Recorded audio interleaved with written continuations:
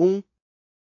Fica o Poder Executivo autorizado a remanejar ou transferir para a Agência Espacial Brasileira os saldos orçamentários do Estado-Maior das Forças Armadas destinados à Comissão Brasileira de Atividades Espaciais COBAI, observados os mesmos subprojetos, subatividades e grupos de despesa. Certo. Lei nº 8.854 de 1994. Artigo 8º. Fica o Poder Executivo autorizado a remanejar ou transferir para a Agência Espacial Brasileira os saldos orçamentários do Estado-Maior das Forças Armadas destinados à Comissão Brasileira de Atividades Espaciais COBAI, observados os mesmos subprojetos, subatividades e grupos de despesa previstos na Lei nº 8.652, de 29 de abril de 1993. 2. Constituem, ainda, receitas da AEB, as dotações orçamentárias consignadas na Lei Orçamentária da União, as rendas de qualquer espécie, produzidas por seus bens ou atividades, os créditos especiais abertos por lei, e outros recursos captados ou que lhe venham a ser destinados. Certo.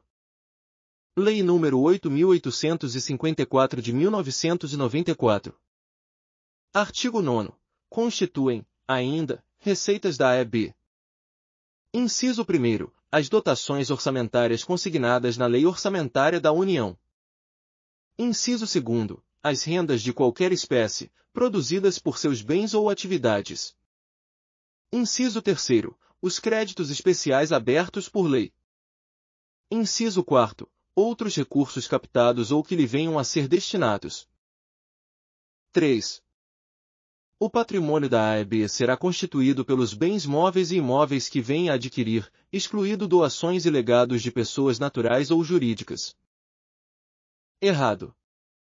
Lei nº 8.854 de 1994. Artigo 10. O patrimônio da AEB será constituído pelos bens móveis e imóveis que venha a adquirir, inclusive doações e legados de pessoas naturais ou jurídicas. 4. A Procuradoria-Geral da Fazenda Nacional adotará as providências necessárias à celebração de aditivos, visando a formalização do patrimônio da AEB. Certo. Lei nº 8.854 de 1994. Artigo 10. Parágrafo único.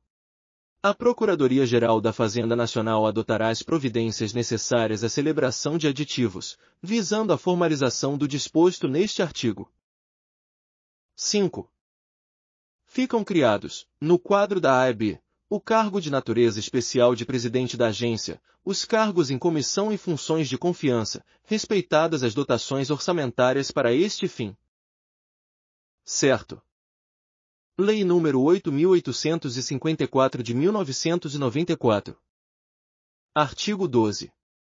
Ficam criados, no quadro da AEB, o cargo de natureza especial de presidente da agência, os cargos em comissão e funções de confiança, previstos no anexo 1º desta lei, respeitadas as dotações orçamentárias para este fim. 6. Os ocupantes dos cargos de natureza especial e em comissão serão escolhidos por avaliação da administração. Errado. Lei nº 8.854 de 1994. Artigo 12. Parágrafo único. Os ocupantes dos cargos de natureza especial e em comissão, objeto do anexo 1º, serão de livre escolha da administração, observada a legislação em vigor. 7. O provimento dos cargos efetivo exigirá, facultativamente, prévia aprovação em concurso público. Errado. Lei nº 8.854 de 1994. Artigo 13. Ficam criados na AEB os cargos de provimento efetivo, constantes do anexo 2º desta lei. Parágrafo 1º. O provimento dos cargos de que trata este artigo exigirá prévia aprovação em concurso público, nos termos da legislação em vigor. 8. O Poder Legislativo regulamentará as atribuições dos cargos criados na AEB. Errado. Lei nº 8.854 de 1994. Artigo 13. Parágrafo 2º. o Poder Executivo regulamentará as atribuições dos cargos criados por este artigo. 9. Aos servidores da administração federal direta ou indireta colocados à disposição da AEB são assegurados a remuneração e os direitos do cargo efetivo ou emprego permanente, inclusive promoções. Certo. Lei nº 8.854 de 1994. Artigo 15. Aos servidores da administração federal direta ou indireta colocados à disposição da AEB são assegurados a remuneração e os direitos do cargo efetivo ou emprego permanente, inclusive promoções. 10. O servidor continuará a contribuir para a instituição de previdência a que for filiado, sem interrupção na contagem do tempo de serviço no órgão ou entidade de origem, para todos os efeitos da legislação trabalhista e previdenciária, de leis especiais ou de normas internas. Certo. Lei nº 8.854 de 1994. Artigo 15. Parágrafo 1º. O servidor nas condições definidas no caput continuará a contribuir para a instituição de previdência a que for filiado, sem interrupção na contagem do tempo de serviço no órgão ou entidade de origem, para todos os efeitos da legislação trabalhista e previdenciária, de leis especiais ou de normas internas. 11. O período em que o servidor permanecer prestando serviços à AEB será desconsiderado, para todos os efeitos da vida funcional, como de efetivo exercício no cargo ou emprego que ocupe no órgão ou entidade de origem. Errado.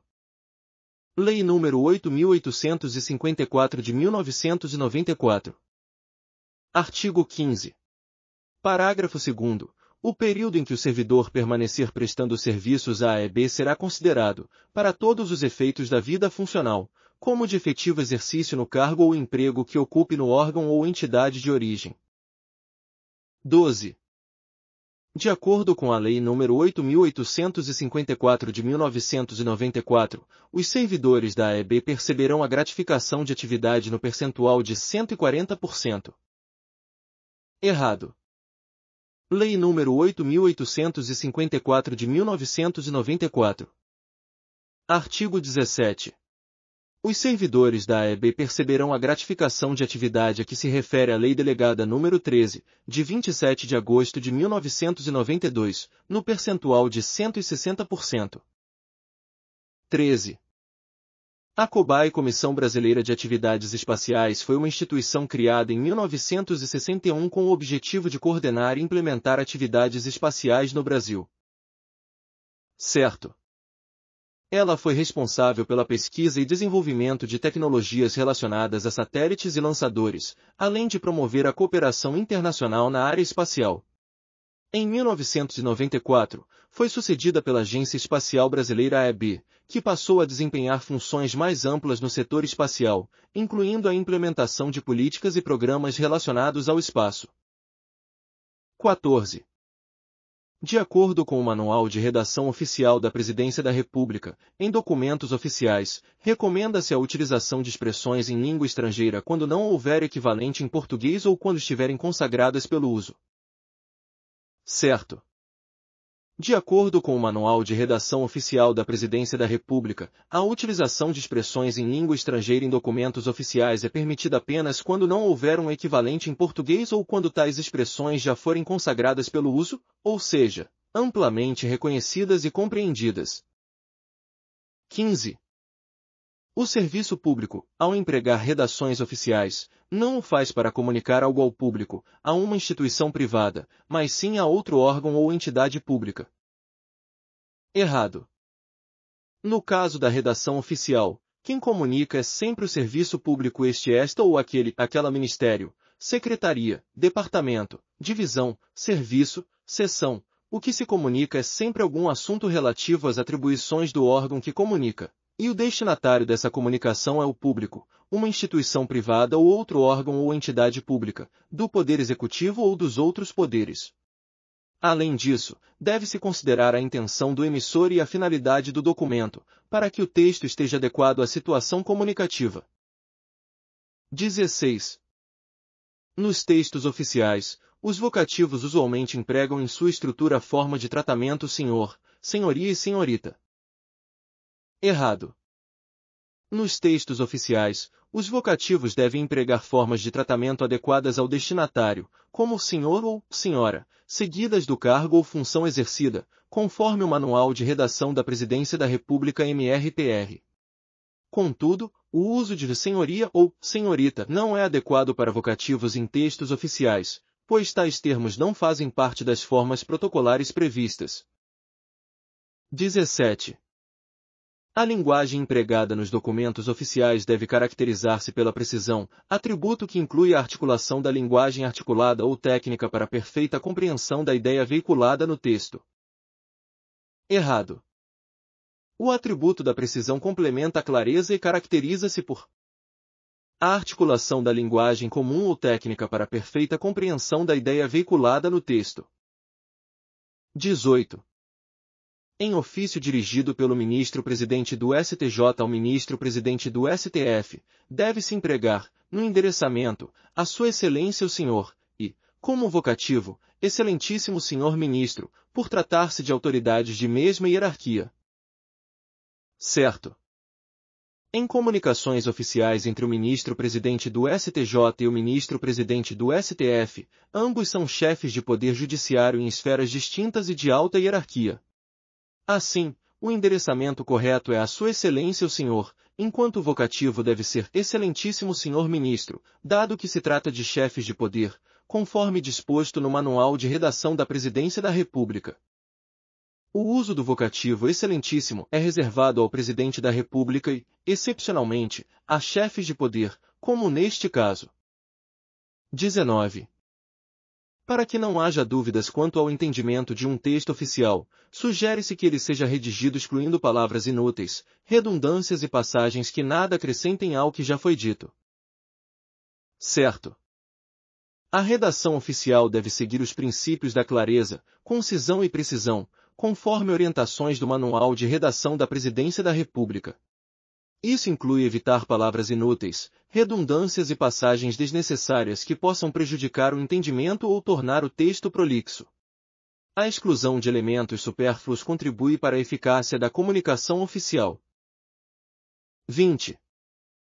Os parágrafos de desenvolvimento no texto dos documentos oficiais, seguindo o padrão ofício, são usados para o encaminhamento de documentos.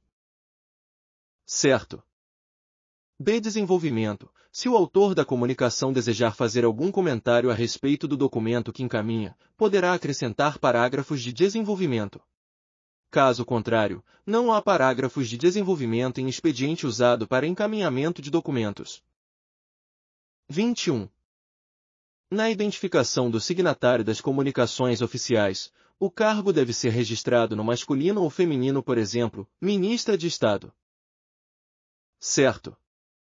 Na identificação do signatário das comunicações oficiais, o cargo deve ser registrado no gênero correspondente ao signatário, ou seja, de acordo com o sexo da pessoa que assina. Portanto, se o signatário for uma mulher, o cargo deve ser registrado no feminino, por exemplo, Ministra de Estado, e se for um homem, no masculino, por exemplo, Ministro de Estado.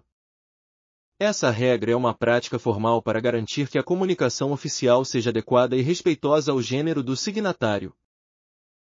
22. O e-mail não pode ser considerado um documento oficial. Errado. O e-mail pode sim ser considerado um documento oficial, desde que atenda aos requisitos formais e protocolares necessários, como a formalidade, clareza e a finalidade institucional.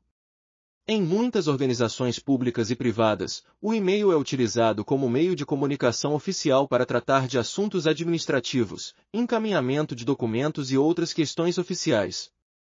No entanto, é importante que o e-mail siga as normas e diretrizes de redação oficial, como seria exigido em outros tipos de documentos formais. 23. Os pronomes possessivos referidos a pronomes de tratamento são sempre os da terceira pessoa, por exemplo, Vossa Senhoria designará seu substituto. Certo. Os pronomes possessivos referidos a pronomes de tratamento devem sempre ser da terceira pessoa, como exemplificado na frase Vossa Senhoria designará seu substituto. Isso ocorre porque o uso de pronomes de tratamento, como Vossa Senhoria, Vossa Excelência e outros, exige que a concordância gramatical seja feita com a terceira pessoa do singular, independente do gênero do interlocutor. 24. Independentemente do sexo do interlocutor, qualquer adjetivo empregado em referência ao pronome de tratamento deve ser mantido no gênero do substantivo que compõe a locução pronominal, por exemplo, Vossa Excelência está convidada. Errado. Já quanto aos adjetivos referidos a esses pronomes, o gênero gramatical deve coincidir com o sexo da pessoa a que se refere, e não com o substantivo que compõe a locução. 25. As formas Vossa Excelência e Vossa Senhoria são as indicadas para a composição do endereçamento de comunicação oficial para todas as autoridades. Errado. As formas Vossa Excelência e Vossa Senhoria são utilizadas de maneira distinta dependendo do grau de autoridade da pessoa a quem a comunicação é dirigida. Vossa Excelência é reservada para autoridades de alto escalão, como presidentes, ministros, governadores e outros cargos equivalentes. Já Vossa Senhoria é utilizada para autoridades e pessoas de menor hierarquia, como deputados, juízes ou servidores públicos em cargos inferiores. Portanto, a frase deveria ser mais específica sobre o uso adequado de cada forma, e não se aplica a todas as autoridades de maneira indiscriminada. 26. Tradicionalmente, o emprego dos pronomes de tratamento adota a terceira pessoa do plural, de maneira indireta, para referenciar atributos da pessoa a qual se dirige. Errado. Tradicionalmente, o emprego dos pronomes de tratamento adota a segunda pessoa do plural, de maneira indireta, para referenciar atributos da pessoa a qual se dirige. 27. Na redação oficial, é necessário atenção para o uso dos pronomes de tratamento em três momentos distintos, no recebimento, no vocativo e no corpo do texto. Errado. Na redação oficial, é necessário atenção para o uso dos pronomes de tratamento em três momentos distintos, no endereçamento, no vocativo e no corpo do texto. 28. No vocativo, o autor dirige-se ao destinatário no início do documento. Certo. No vocativo, o autor se dirige diretamente ao destinatário, geralmente no início do documento. O vocativo é utilizado para chamar ou invocar a pessoa a quem a mensagem se destina, com o uso do pronome de tratamento adequado, conforme a formalidade e o respeito exigidos na redação oficial. Em documentos formais, o vocativo costuma ser introduzido após a saudação inicial, como prezado senhor, excelentíssimo senhor, etc. 29. No corpo do texto, não se pode empregar os pronomes de tratamento em sua forma abreviada ou por extenso. Errado. No corpo do texto, é possível empregar os pronomes de tratamento tanto em sua forma abreviada quanto por extenso, desde que respeitada a formalidade e o contexto do documento. A escolha entre a forma abreviada ou por extenso depende do nível de formalidade do texto e da convenção adotada. Por exemplo, forma abreviada. V Excelência, Vossa Excelência.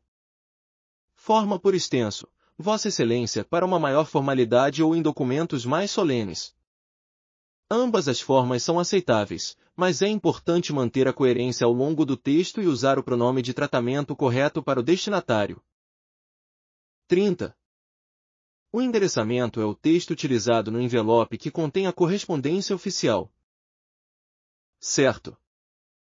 O endereçamento é, de fato, o texto utilizado no envelope que contém a correspondência oficial. Ele deve conter as informações necessárias para identificar o destinatário, como nome, cargo, endereço e outros dados relevantes para garantir a entrega correta da correspondência. Além disso, o endereçamento deve ser formal e seguir as normas da redação oficial, respeitando a hierarquia e a estrutura exigidas.